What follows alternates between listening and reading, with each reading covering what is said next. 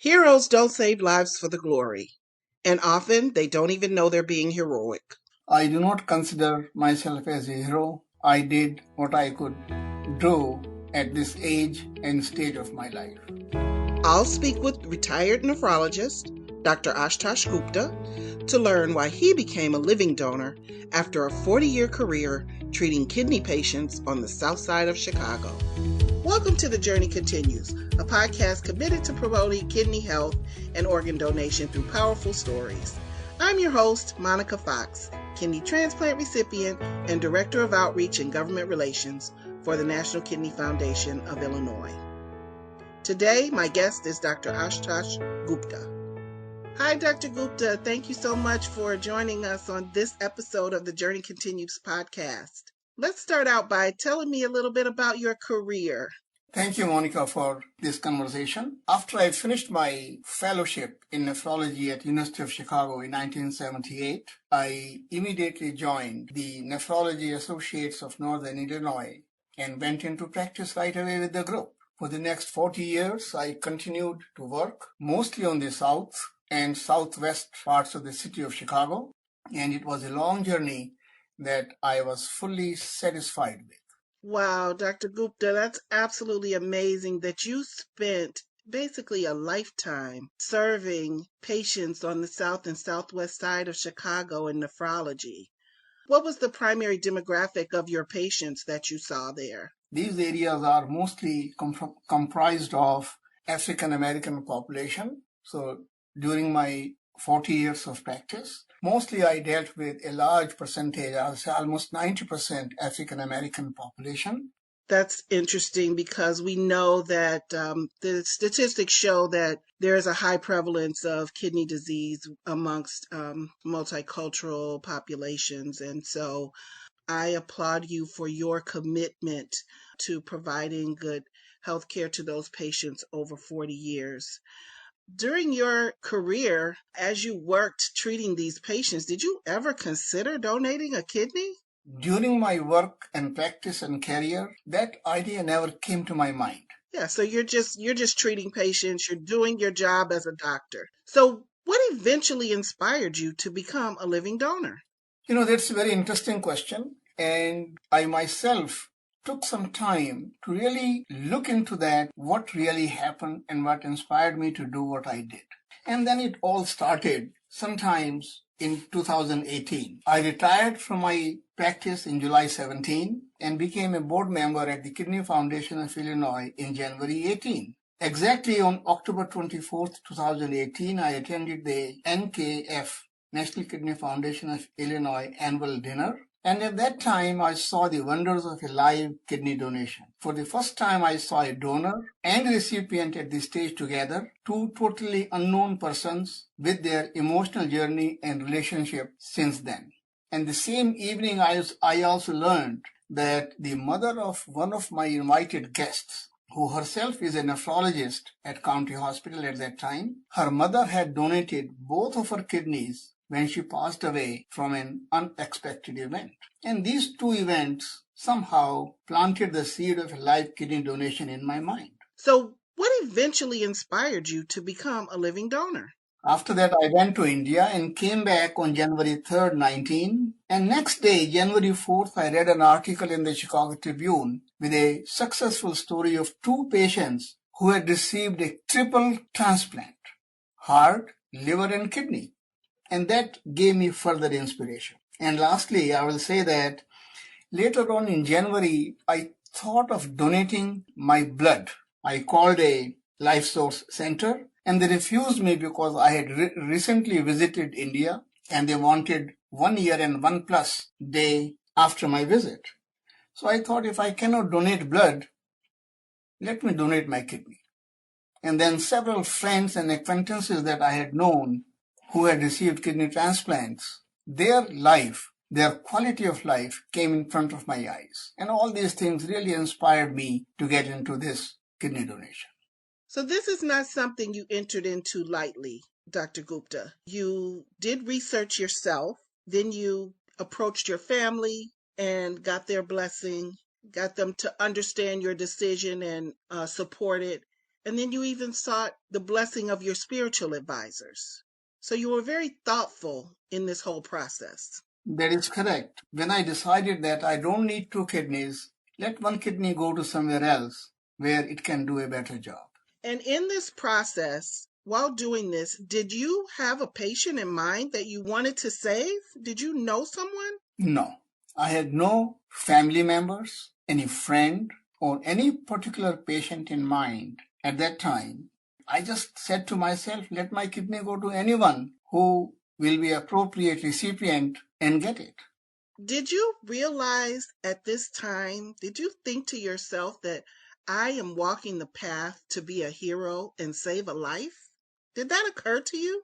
I knew that it could save the life of a person who is on dialysis and give her little more better quality and quantity of life. But did I consider myself as a hero? Absolutely no. I never thought on those lines. My only purpose was to just let me qualify and give my kidney to someone. Well, Dr. Gupta, as a person who spent 3 years on dialysis and eventually received the gift of a deceased donor transplant, kidney transplant, I want to say to you, you are a hero, and I'm grateful to you for the gift that you gave. Now tell me, have you met your kidney recipient? I had no idea whom the kidney will go to. During my investigation, one of my nephrologist friend at Loyola Hospital mentioned to me that he is a dialysis patient on peritoneal dialysis and she needs a kidney. She is on the transplant list at Loyola. I had picked up Loyola Hospital to go for the whole process. So when I heard from this doctor friend of mine at Loyola, I said, I have no problem. That person had a B positive blood group, which is rare in US, but very common amongst Indian population. And he said that she is B positive. And if you are B positive, would you be willing to have your kidney go to this person? I had never known or met this lady. I said, Doctor, I have no problem. Let the kidney go to anyone for that matter. And if she is an appropriate candidate, that's perfectly fine with me. And with a stroke of luck, I was B positive. And eventually during the investigations, or when the investigations are all done, the surgeon went over the list and she was the one who was picked up. After the procedure was done, some of her family members did come to my hospital room, visited me, and we had a small talk. But after the procedure, maybe I think after about 1 month, her family and two of us went for a lunch and we had a good discussion. We met each other and we were very happy. They were very happy to have that interaction. Well, I can just imagine what that meeting was like. The fact that you had given their loved one, their mother, their sister, their aunt, their grandmother, a second chance at life and freedom that she didn't have while she was on dialysis. And that, again, being a transplant recipient, that gratitude is difficult to express in words. What ways did they express their gratitude to you during that meeting? Certainly, I can tell you that the recipient, her family, her children, who all came to the lunch, they were very happy. We had a good, cordial talk, and after the lunch, when we were about to depart, I could see the tears in their eyes. Tears of gratitude, tears of pure thankfulness that you were a hero and you had saved the life of a person they loved so dearly. What a blessing. What an honor. So, how do you feel now physically? Have you experienced any difficulties as a result of donating? Immediately after the procedure, I came home actually the next day and I did very well.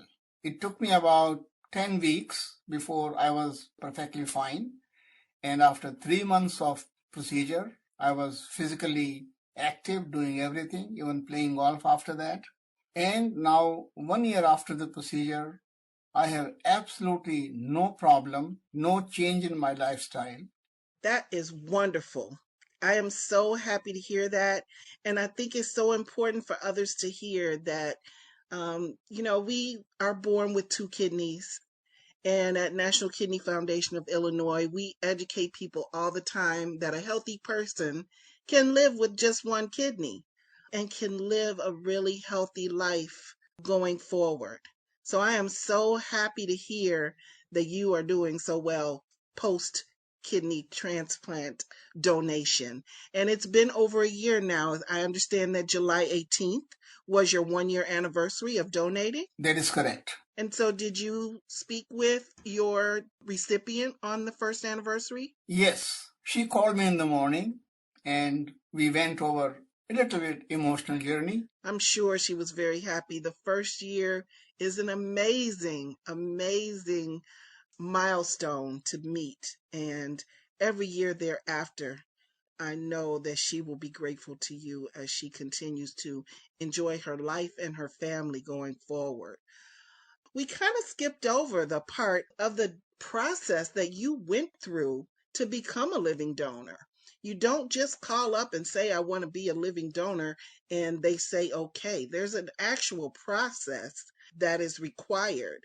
Can you talk to us about that? Tell us about the living donor process. It's very thorough as we know it. Yes. Once I decided that I want to be a kidney donor, I decided to go to Loyola Hospital because this was very close and convenient to my place, about 20 minutes drive, good reputation, and I personally knew some of the nephrologists there. So I called the transplant coordinator one day, exactly February 13th, and she told me, yes, we can do it. She asked me a few questions, I answered. And then she said that there was a transplant meeting on the same day, and verbally she would put my case and see what the committee says. In the evening, she called me back and said, yes, committee agreed, and let us proceed with the evaluation.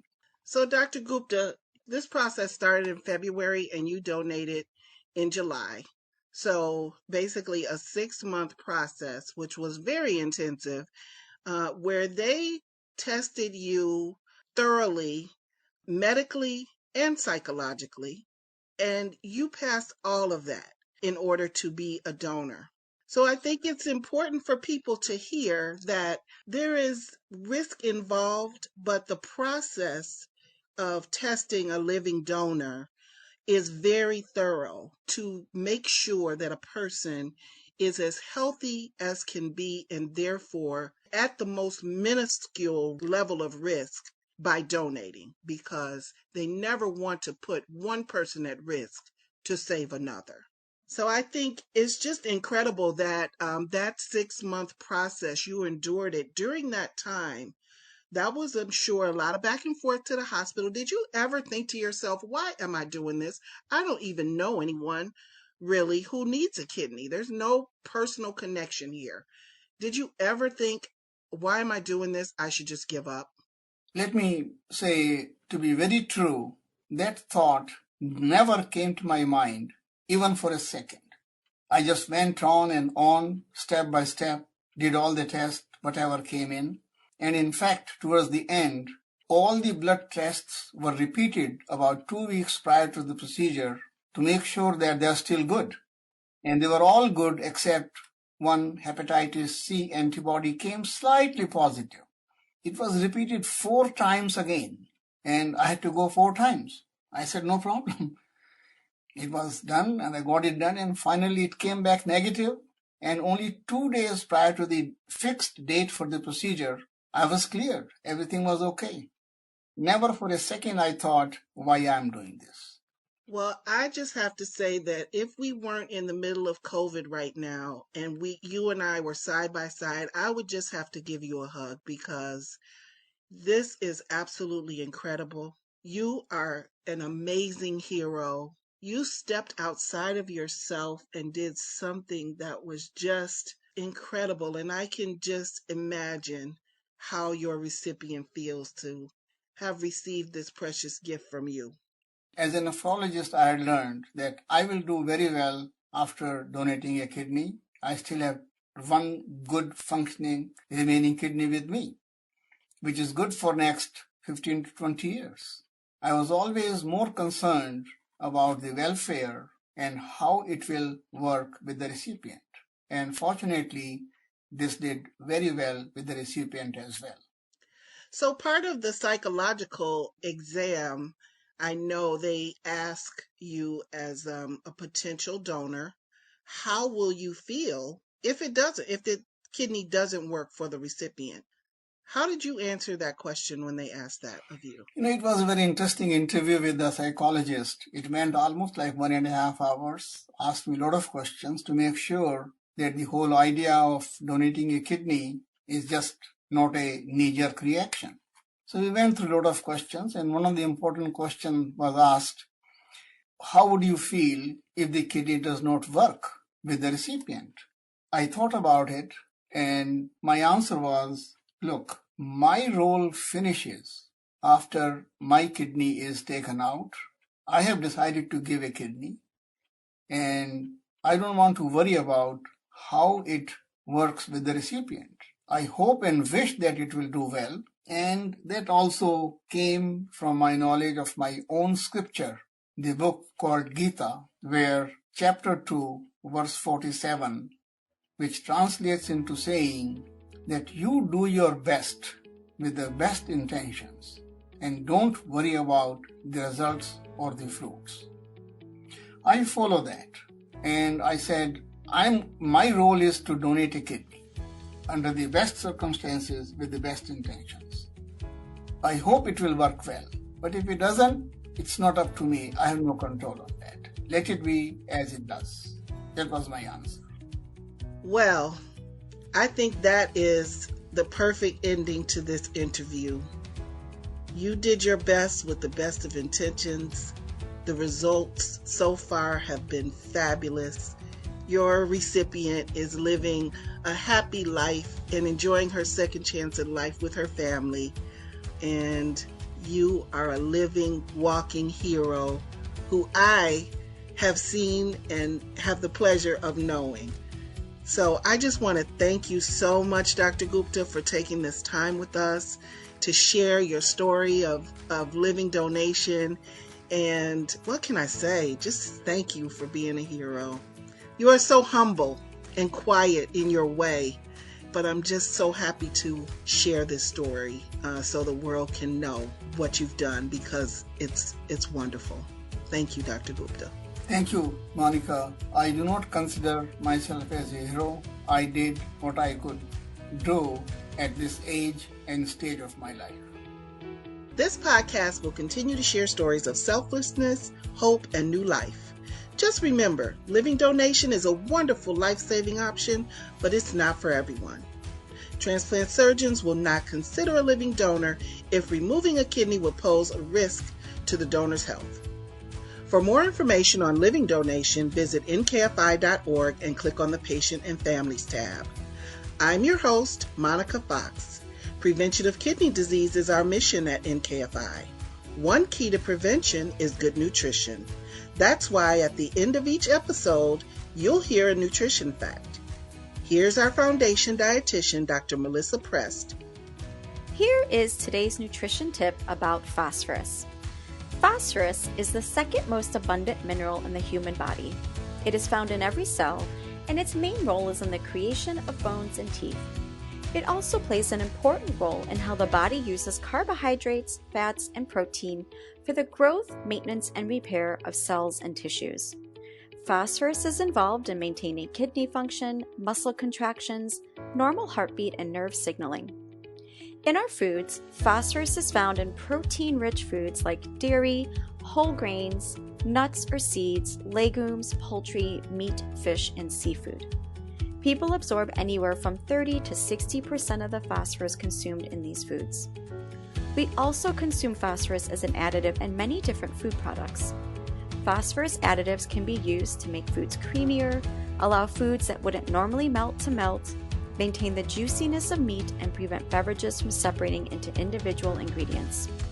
People absorb 90 to 100% of the phosphorus in foods that contain phosphorus additives.